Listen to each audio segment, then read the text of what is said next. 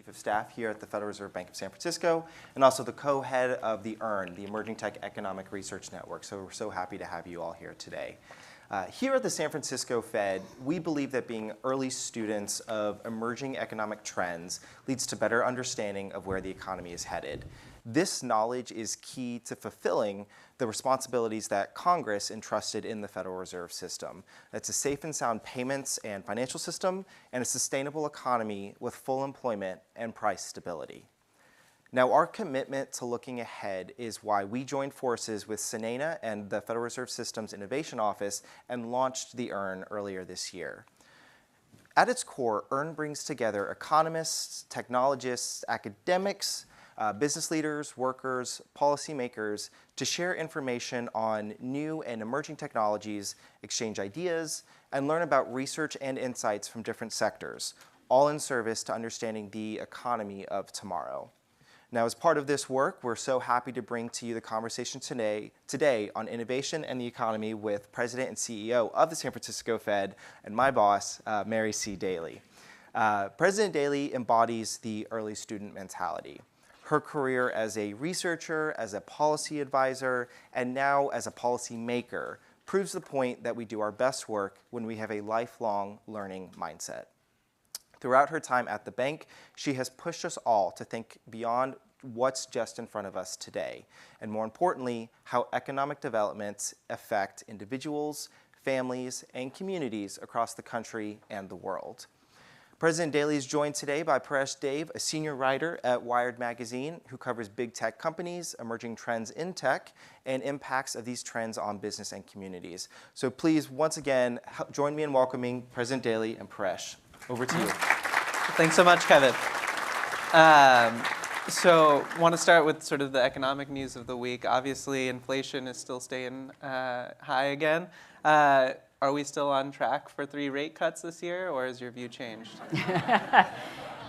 You didn't expect that question, right?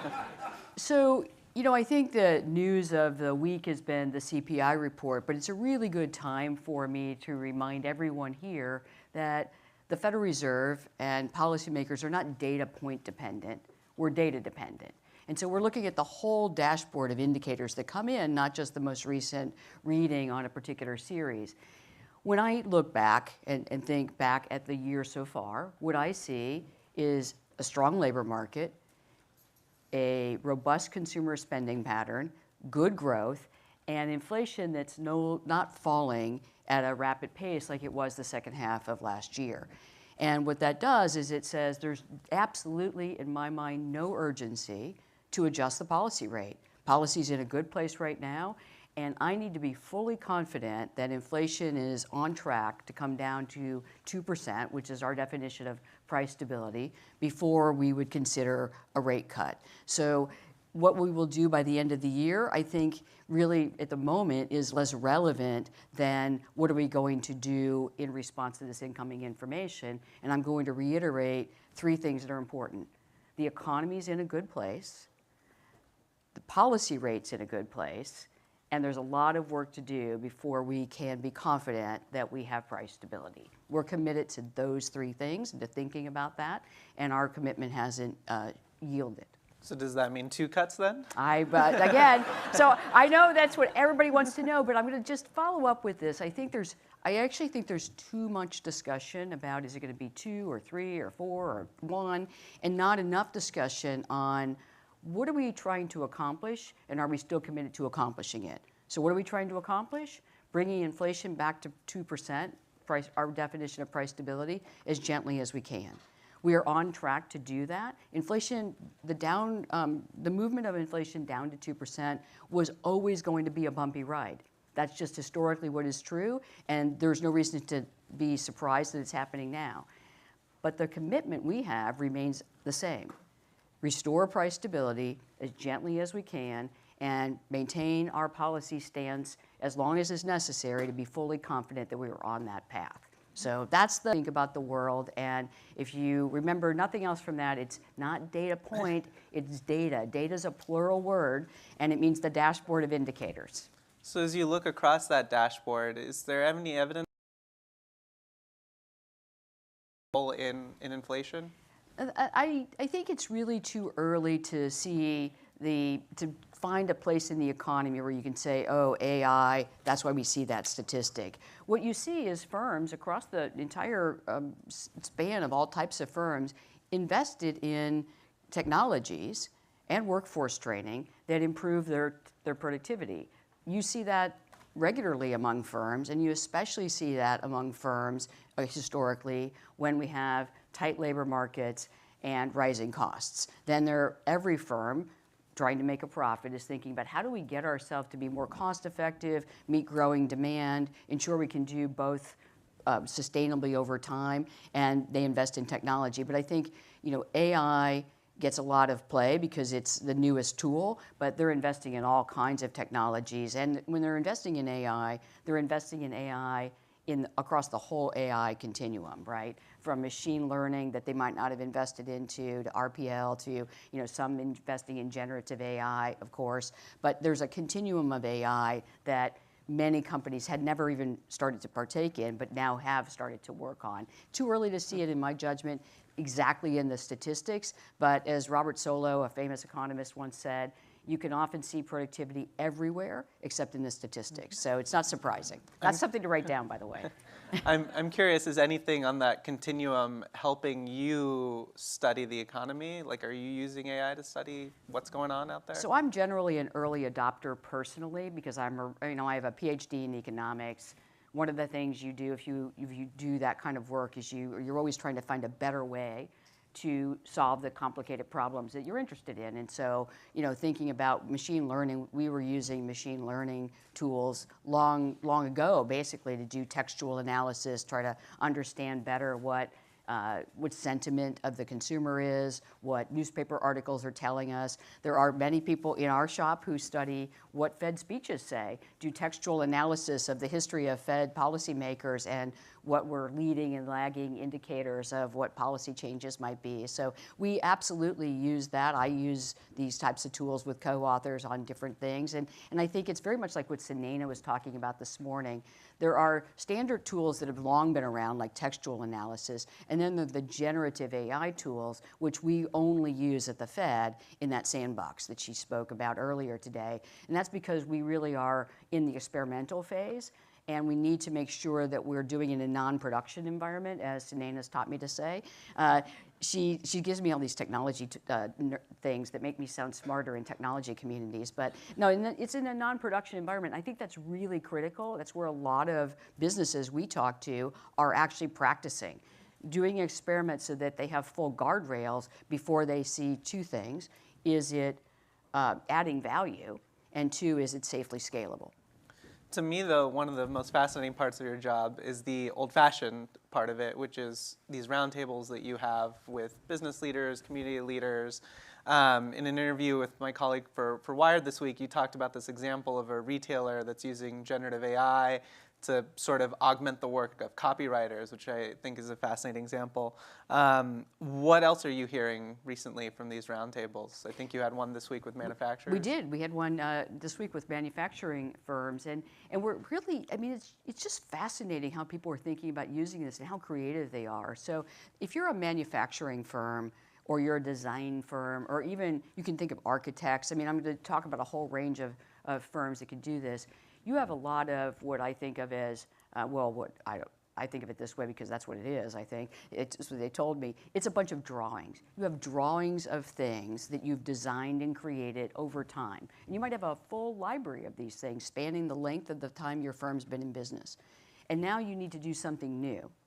And instead of going and saying, well, this is a brand new bespoke project, you can use generative AI to scan all those documents and say, here's a good starting point. It's very similar to a coding system or a document you want to produce, like a legal document. You could go and look at all the previous legal documents, have the model trained on those, generate a starting point, and then the next point is to have if you're in an architect's firm, an architect look at a machine, an engineer look at it. You're augmenting what the starting point was to get the final product. But think of all that time you've saved. And what we're hearing from firms, whether it's the copywriter, so for those of you who haven't read the article in Wired, the copyright example was, if you have, 100,000, 200,000, 300,000 SKUs, those little item descriptions you have to write for your products that you sell as a firm.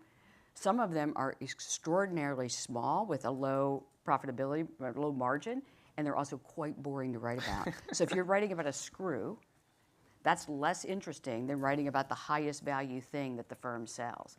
So what they did is they used generative AI to write the descriptions for everything as a starting point, audit it, of course, to make sure the screw was the right thing, but then use their copywriters to write the cool stuff. And then it allowed their copywriters to spend more time with the marketing and sales teams to get feedback and even write better things, increase the demand for their products, generated more output growth, and ended up being a story, as we heard from this person, and we heard this yesterday, this week as well, is that any technology can replace, augment, and create jobs. And what's very interesting about AI, and generative AI in particular, is in firms it's doing all three simultaneously. It's replacing skills or tasks, really tasks, replacing tasks, augmenting the talents of individuals, skilling them up, essentially giving them more time to do the cool work, productive work, and then it's creating jobs because now these firms have to go out and hire prompt engineers and AI strategists, et cetera, to find other places where they can gain from that. So when you talk to the individuals using it, you can't help but walk away with a sense of enthusiasm for how this can help. But what I also learn is they're very mindful. That's why they started in a non-production environment. They're very mindful, as we are here at the Fed, as Sunena described, that you don't practice in real life.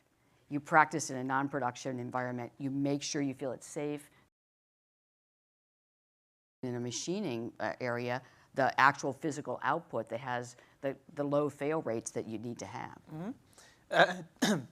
To the point of this conference, though, have you had a recent discussion with sort of banks or financial firms? How are they introducing generative AI into their work? That's a great question. And what we're hearing so far is that really to help with back office operations, things that are just, it's a lot of processing. And in any financial institution, you have a compliance requirement, rightly so.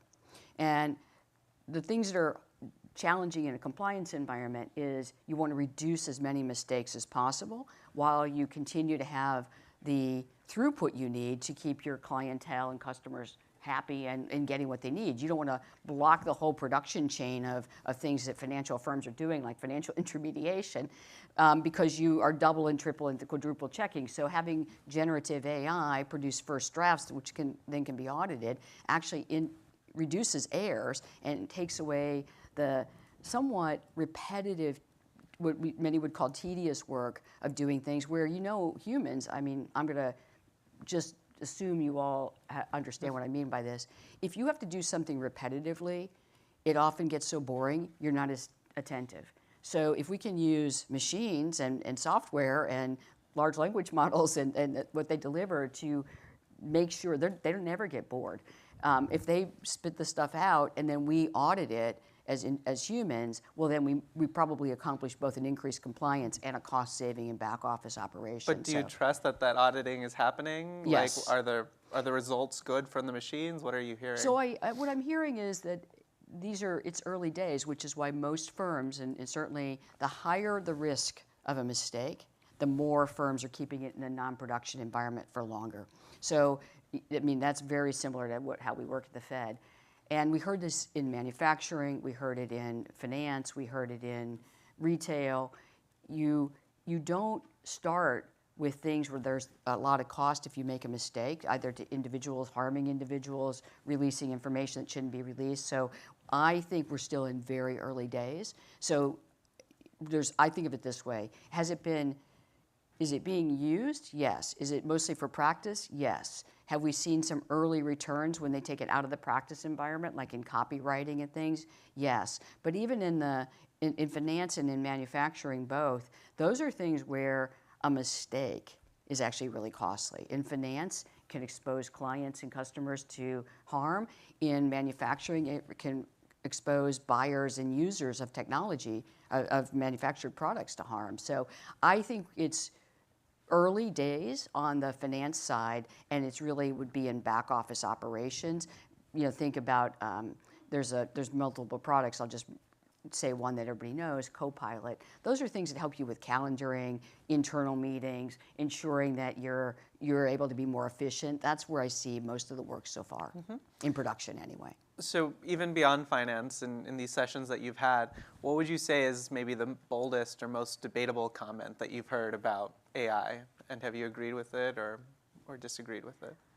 Well, AI discussions are filled with bold comments on either side. So, you know, I think of it as that there's many ways you can say it, but one way that I've learned that really kind of describes the range is we have the enthusiasts who tell you we can do everything and people won't need to do anything.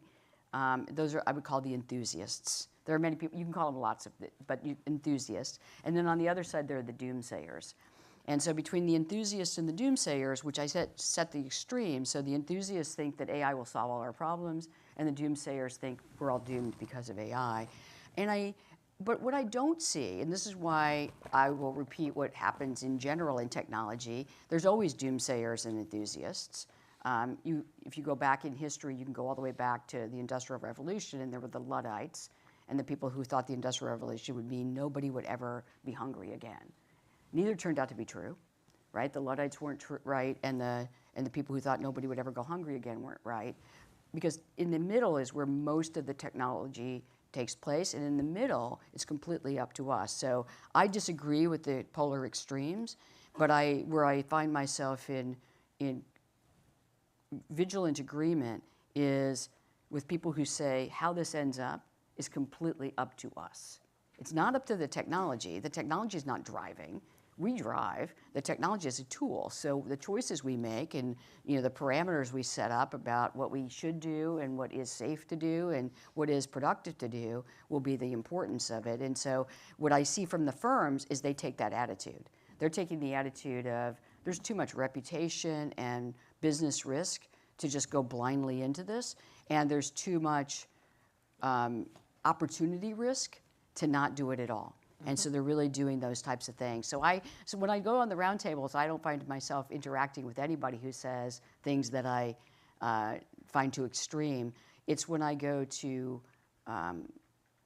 conferences where you hear a lot of economists talk, where we'll have no jobs or it'll take all our jobs. It'll take everything, and we'll be doomed. But some are happy about it, some are not happy about it. So I don't think that's true. So one of the new things about the new hunger is that AI will eliminate financial exclusion. That seems to be one of the arguments. My understanding is you don't buy that. So what if it's not AI? What is the solution then? So I've been working at the Fed since 1996, and when I started, they said that community, it's always something like getting not instant payments on your phone. That would be the end of financial exclusion. Having policy change would be the end of it. Having now the newest thing, fintechs would do it. I'm sorry, but they said fintechs would do it. Then it was Facebook would do it, and it's always something, right? There's always, and I don't mean Facebook itself. I shouldn't have even mentioned it, but it's like a big company of people who are trying to do good in other places will fix it. So just going through the list, and what is always the same is those, again, are platforms, tools, their ideas or thoughts, their networks, but people make decisions. And when you think of financial inclusion, there might be barriers that are technologically oriented, but there's also barriers about how do we get people in. And Tom was just doing the housekeeping and then talking about the rest of the afternoon. And you can include everybody at 299% APR, right? But is that what we really want? And ultimately, those are people-based decisions. So I think of the AI and other models of financial intermediation as being helpful tools that could aid us along the way, but if we don't use them well and get organized about what we really want out of financial intermediation for everybody, then I don't think we won't solve the problem. It's just like when they said in the Industrial Revolution, industrializing the economy would produce no hunger anywhere. That didn't come to pass, not because we don't have mechanized farming, but because we have decision making that that doesn't adjust with those possibilities. Decision making or profit seeking? Well, we work we live in an economy that is under the model that firms, we work in a competitive environment and other things, and firms are meant to seek a rate of return on their investments, and that's what spurs a lot of innovation and a lot of experimentation. At the same time, we have, as social.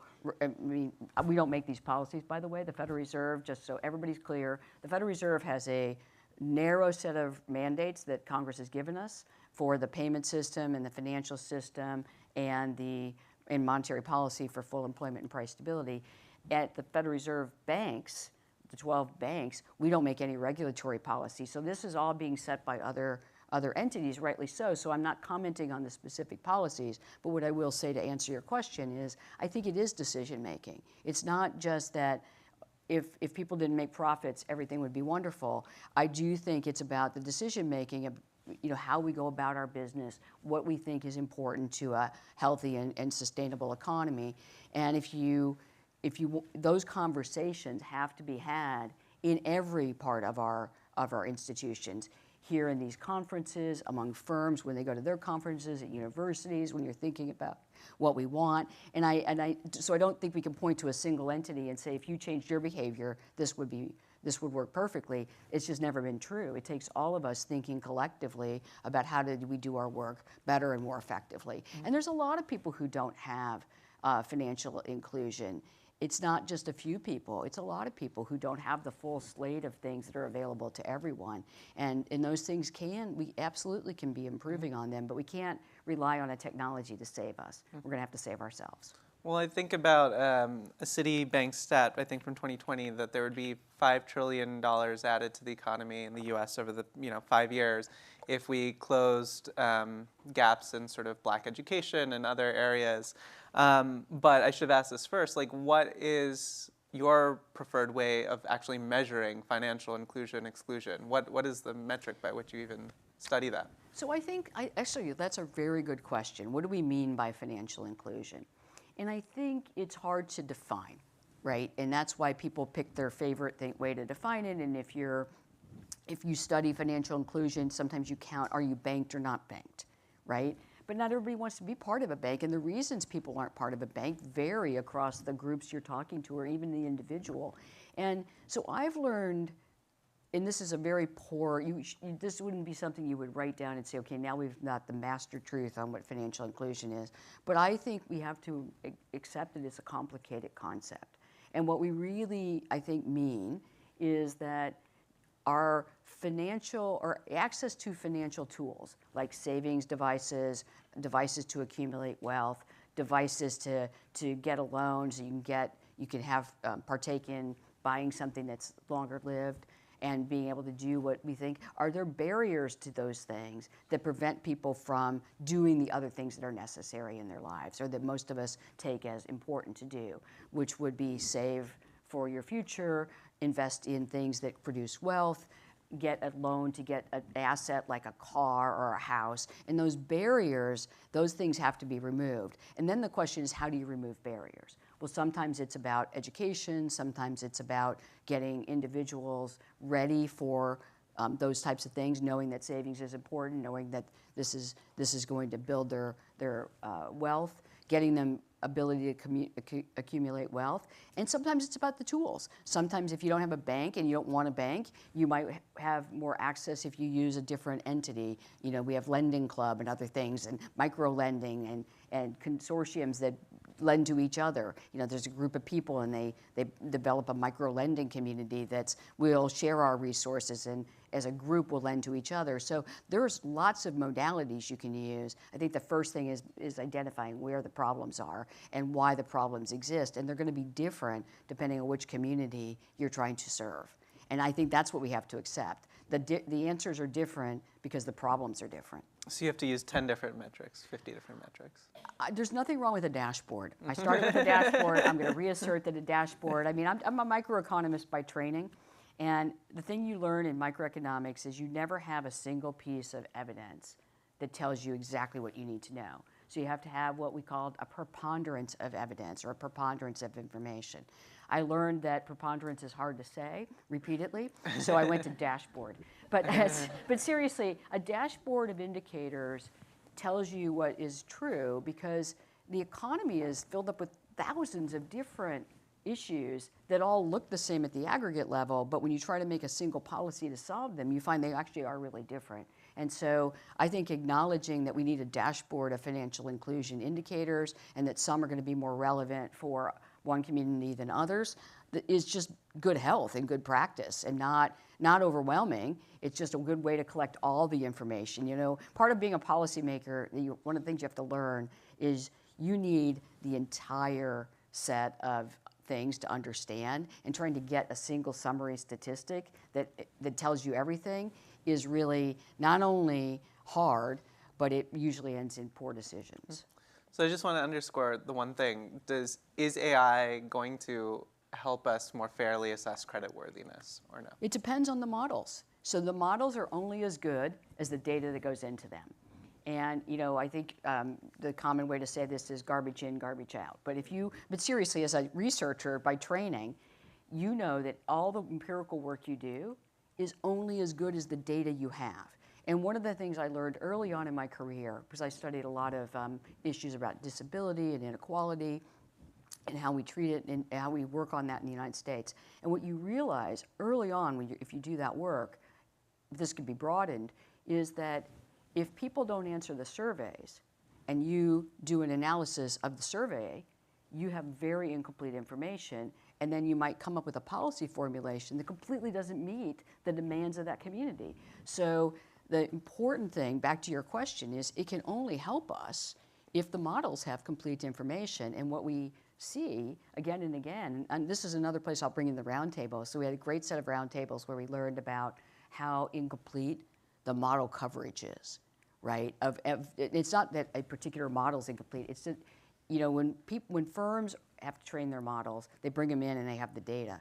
If you're a healthcare provider, a financial firm, et cetera, you're missing components of the very populations you're trying to reach. So if you're trying to score their credit, for instance, as a example, and you don't have information on how their lives work in terms of you might be trying to score credit for a population that has what we call seasonal work. So they work a lot, say a fisherman, you work a lot, make a lot of money in one period, but you're not working 12 months. But if your model is only on 12-month people and you look at their income, you think, wow, this is their monthly income, and you think this is not good if you happen to get a bad month, right? Mm-hmm. So I just think we have to recognize that, again, it's a tool, and these models are only as good as the information that comes into them. And a big growth area that I'm seeing is companies working on data acquisition and cleaning so that the private information is not there, but the data and the attributes of the individuals that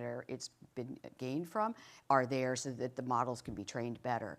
But you know, you have to do data quality, data capture, and then data provisioning. Mm-hmm. So I think that's the big area where we still don't have the full sophistication and expertise that really can take advantage of what these models might do. It's early days. Mm-hmm. You mentioned the class of companies that are providing new ways to access sort of capital or credit.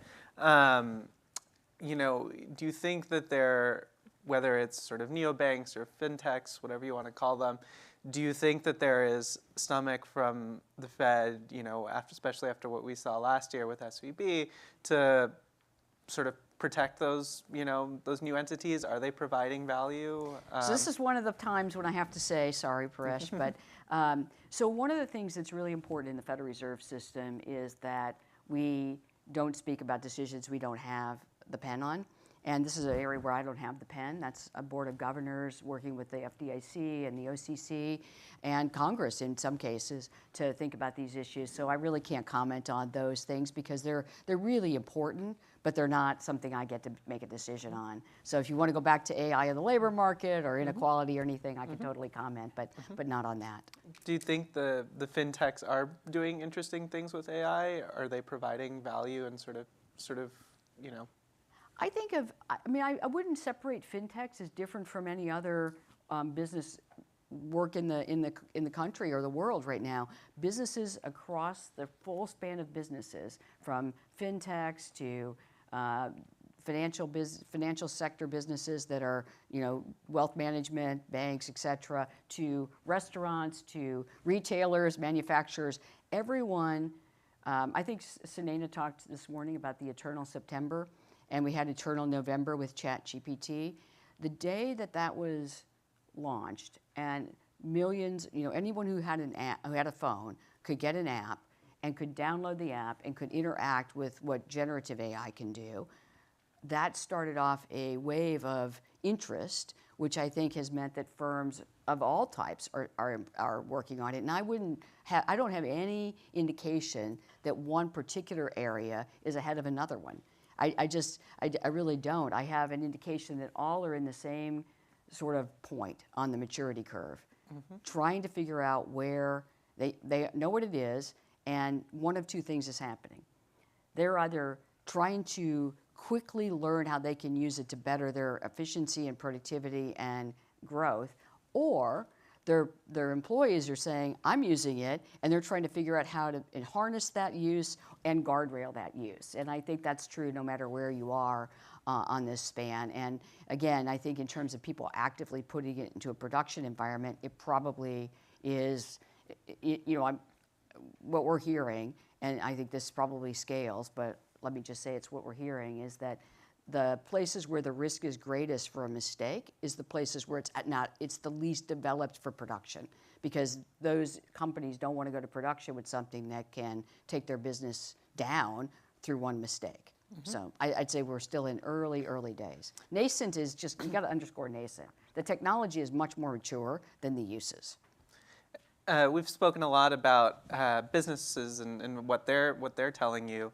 I want to hear a little bit more about what advocacy groups for consumers, for workers, other just regular consumers. What are you hearing from sort of those advocacy groups? Sure. So consumers are just like the rest of us in this room. When you talk about with consumers, they're excited, right? Because it's cool. And you can use it, and they are using it themselves, and they see uses of it. I was just talking to people in the medical profession, and many medical, like hospitals and, well, maybe doctors' offices, the big consortiums, healthcare groups, are starting to use AI and generative AI to assist doctors. And so I was talking to them about, you have to sign a waiver to accept that this is being used. And they have huge numbers of people signing the waiver. It's really high percentages. And I said, oh, really? Would that surprise you? And she said, it did. But what it is, we're seeing everybody's excited. They want to see how it works. So now our doctors and nurses and other people have to show them how it works, because they want to see how it's generating the answer. So I think consumers are fairly excited. What I think is harder is if you're a worker. Because for workers, they're wondering, especially ones who are high-level knowledge-based workers, think of the actors and writers' strikes, right? One of the principal concerns was AI and the ability to use generative AI to do the work that they were doing. But it's not limited to those individuals. You hear it in engineers. We heard from our roundtable participants that engineers are pretty worried, because you can do a lot of the complicated engineering. And so how do you help people see, and this is what workers are asking for, and I think this is what firms are trying to deliver on. Workers are saying, help me see my future in a world where this is used. And the obligation that I think firms have is to show workers, if they're going to invest in these things, how it's being used. And so, to maybe your surprise, certainly something that I was pleased to hear is the firms we've been talking to are doing just that. They're engaging their workforce to say, how do we do this in an effective way? What are the least desirable parts of your job? And what are the things where we can scale this? And if, for those, I think all of us were here for Sunaina's talk this morning. At the Fed, in the Federal Reserve System, that's the same thing, helping individuals and business people in the Fed, our business lines, engage in this themselves. So it's not the technology versus worker, it's a technology with the worker. Because ultimately we're all workers, and we all want to be part of this, and I think that's the level of engagement that we're going to need. So I definitely feel, just to recap, apprehension on the part of workers. I feel that normal apprehension that comes with any technology rollout, that this could take our jobs. And then I hear wanting a bigger place at the table than they've traditionally felt they had. Desire for agency. A desire for agency. I think that's a great way to put it. A desire for agency in determining the future. It helps, frankly, that we have these models, and there's many examples, so I'll try not to keep naming the one that came out first on your phone. There's many ones you can use, and I think having people have access to that helps with that agency, because then you know the power, but you can see how you might harness it to help as opposed to harness it to take. Speaking about the future, but also the past, one of the things that I've written about AI is how during the pandemic there were a lot of models that just like went haywire because it was such a shock. The old data just didn't make sense anymore. Right. As you think about sort of the economy going forward, are you starting to look at how do you ensure that AI doesn't cause some crazy instability the next time there's some weird shock? Sure. So I guess, if you work in the Fed or any other, if you're a researcher of any type, we have research economists, models, et cetera.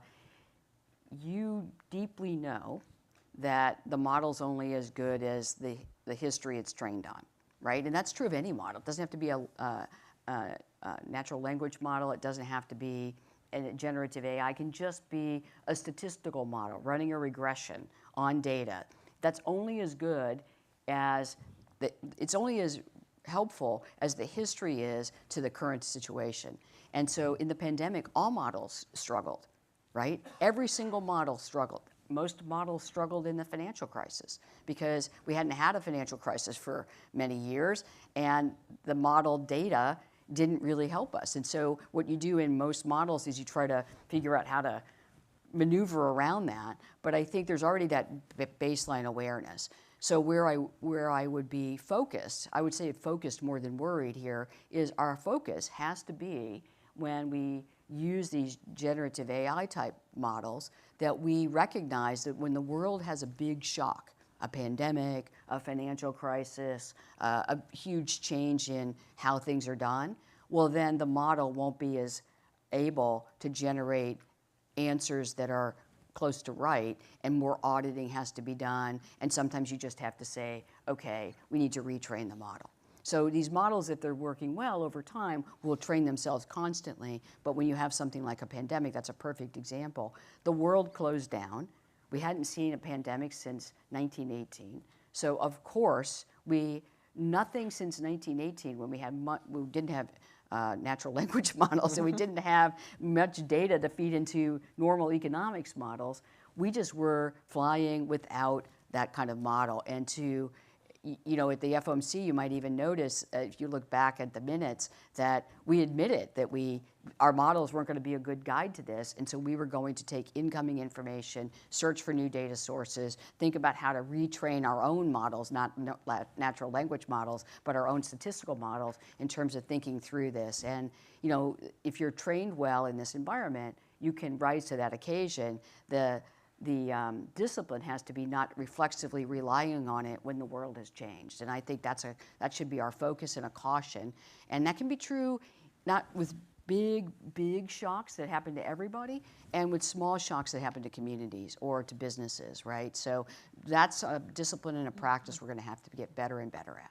I'm glad it's on your radar, at least. It's definitely on our radar. I mean, again, I lived through this for many things. We have been through a financial crisis. I've been through a pandemic now as an economist and now as a policymaker. And both of those teach you what you inevitably know if you work in any kind of research, is that the world changes, and if it changes abruptly, the past is only a partly helpful guide. And the worst thing you can do is just assume it's a perfect guide. Mm-hmm. I want to end with a couple questions more on financial inclusion, less on AI. One of my pet peeves with sort of the financial ecosystem is that there's a lot of artifacts of sort of a world where one person in a family or a household sort of made decisions, and the sharing that we see through families and couples and friends and how they make decisions just isn't contemplated in a lot of the financial ecosystem. how do you think about that, and what's your sort of pet peeve with sort of how the, bank's financial ecosystem works today? So I think, it's interesting. I try not to think of things as pet peeves, but as opportunities to make things better. So that's just a difference in sort of approach. I think of opportunities to make things better. But, I think one of the things that can happen, it happens in the financial system, and you see it in other systems, so I'm not just going to say this is a financial system only, but it is something that you see easily in the example you just gave. The economy and society changes, and the infrastructure that we have to match it lags. And when it lags, it doesn't fit anymore. And so then what once felt like perfectly inclusive no longer feels perfectly inclusive. And I think your idea of, couples organize themselves differently, families organize themselves differently, that really matters.